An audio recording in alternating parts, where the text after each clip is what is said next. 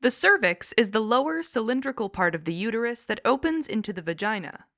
Histologically, the cervix is different from the rest of the uterus and also has a mucosa that doesn't shed during menstruation.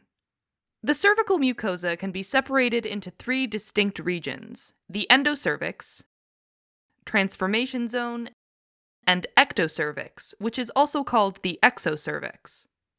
The endocervical mucosa forms the wall of the cervical canal and will have a mucus-secreting simple columnar epithelium.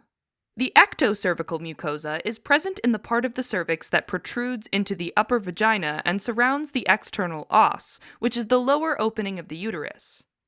This mucosa will have a non-keratinized stratified squamous epithelium that's continuous with the vagina. The transformation zone is the region between the endo and ectocervix. There's an abrupt change from columnar cells to squamous cells within the transformation zone called the squamo-columnar junction. The exact location of the squamo-columnar junction will change or shift depending on the age of the individual as well as changes in the size of the uterus during menstruation. The transformation zone is also the ideal site to collect cells from during a pap smear or pap test. Underneath all regions of the cervical mucosa is a thick cervical wall that consists of dense connective tissue. Unlike the uterus, it only has a small amount of smooth muscle present. The vagina connects the cervix to the external opening of the vagina called the vaginal vestibule. The wall of the vagina doesn't contain glands and is composed of three main layers: the inner mucosa, which is typically about 150 to 200 micrometers in adults, a muscular layer called the muscularis, and an adventitia of connective tissue. The adventitia also contains a large amount of elastic fibers, which allow the vaginal wall to be both strong and flexible, which is particularly beneficial during childbirth. Let's first take a closer look at the mucosa of the endocervix, which is continuous with the endometrium of the uterus and is lined with a similar epithelium of mucus-secreting simple columnar cells.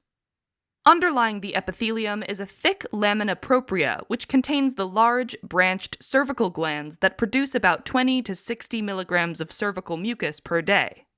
But during the time around ovulation, the increasing level of estrogen will cause the glands to produce significantly more cervical mucus, which can be as much as 600 milligrams per day. The consistency of the mucus will change as well and become watery. This allows the sperm to move more easily into the uterus. At the transformation zone, the simple columnar cells of the endocervical mucosa suddenly change to the stratified squamous cells of the ectocervical mucosa. Pap smears ideally include the transformation zone because cells in this zone are frequently undergoing metaplasia, changing from columnar cells to squamous cells. The frequent changing of cell type increases the chance of an abnormal change to occur, which can potentially be a precancerous change.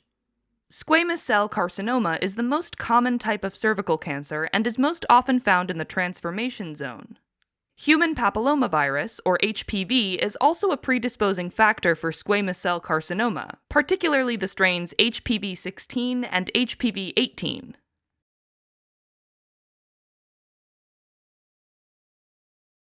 The mucosa of the ectocervix is lined with the same non-keratinized stratified squamous epithelium that was seen in the transformation zone. The middle and surface layers of the vaginal epithelium store glycogen, which is released when the epithelial cells are shed or exfoliated. The normal bacteria found within the vagina will metabolize the glycogen and produce lactic acid, lowering the pH significantly, which helps inhibit the growth of many pathogenic microorganisms such as Gardnerella vaginalis and Trichomonas vaginalis. Cervical glands can be found in the lamina propria of the mucosa, but there are very few of these glands when compared to the endocervix. Alright, now let's move to the wall of the vagina. The vaginal wall is lined by the same type of stratified squamous epithelium that's seen in the ectocervix. Also similar to the ectocervix, the middle and surface layers of the epithelium store glycogen, which indirectly leads to a lower vaginal pH that helps inhibit the growth of pathogenic microorganisms. Underlying the vagina's mucosa is the supporting layer of dense, irregular connective tissue called the lamina propria. This layer is highly cellular and rich in both elastic fibers as well as collagen. The lamina propria also forms narrow projections, or papillae, that extend into the overlying epithelium. Also, unlike the cervix, there are no glands found within the lamina propria of the vagina. The next main layer of the vaginal wall is the muscularis, which consists of 2 layers of smooth muscle that are not clearly differentiated or defined. The inner layer is arranged circularly around the vaginal canal, and the thicker outer layer is arranged longitudinally. Just outside of the muscularis is the outermost layer of dense and loose connective tissue called the adventitia, but this layer is often not included in histologic images of the vaginal wall. Helping current and future clinicians focus, learn, retain, and thrive. Learn more